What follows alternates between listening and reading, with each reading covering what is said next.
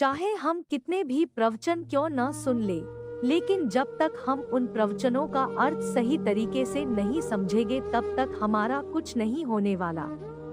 इसलिए बेहतर यही होगा कि हम प्रवचन का अर्थ अच्छे तरीके से समझें। इस कहानी हाथी में भगवान शॉर्ट स्टोरी इन हिंदी में यही बताया गया है। एक बार एक महात्मा ने अपने प्रवचन में कहा कि जीव निर्जीव दोनों में ईश्वर का वास होता है। इसलिए संसार की हर वस्तु में ईश्वर का दर्शन किया जा सकता है। इस प्रवचन का एक शिष्य पर इतना प्रभाव पड़ा कि उसे संसार की हर वस्तु में ईश्वर दिखाई देने लगे।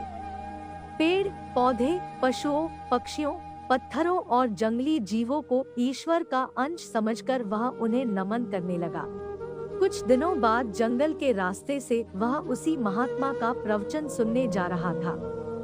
सामने से एक हाथी आता हुआ दिखाई दिया। महावत चिल्लाकर कह रहा था कि हाथी पागल है, सामने से हट जाओ। लेकिन भक्त पर महात्मा के प्रवचन का भूत सवार था। वह हाथी से सामने नतमस्तक हुआ और महावत के चिल्लाने पर भी नहीं हटा। नजदीक आकर हाथी ने उसे अपने सूंड में लपेटा और पटक दिया। भक्त वही बेहोश हो गया।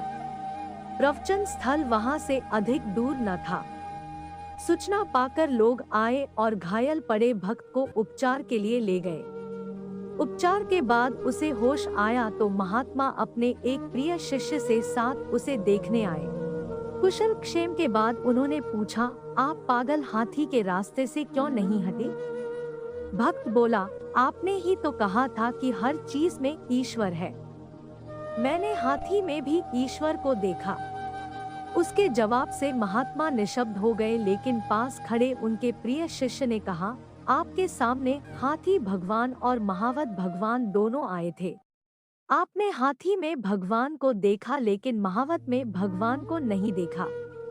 महावत रूपी ईश्वर ने ही आपकी रक्षा के लिए आवाज दी थी। आपने उसे मानने से इनकार कर दिया। परिणाम आपके सामने है। शिष्य की बात से महात्मा और भक्त दोनों स्तब्ध रह गए। यह महात्मा थे रामकृष्ण परमहंस और शिष्य थे स्वामी विवेकानंद, जिनके पास हिंदू धर्म और संस्कृति की व्याख्या करने की अद्भुत क्षमता थी। अगर आपको हमारी स्टोरी हाथी में भगवान शॉर्ट स्टोरी इन हिंदी अच्छी लगी हो तो अपने दोस्तों के साथ भी शेयर कीजिए और कमेंट में जरूर बताइए कि कैसी लगी हमारी स्टोरी।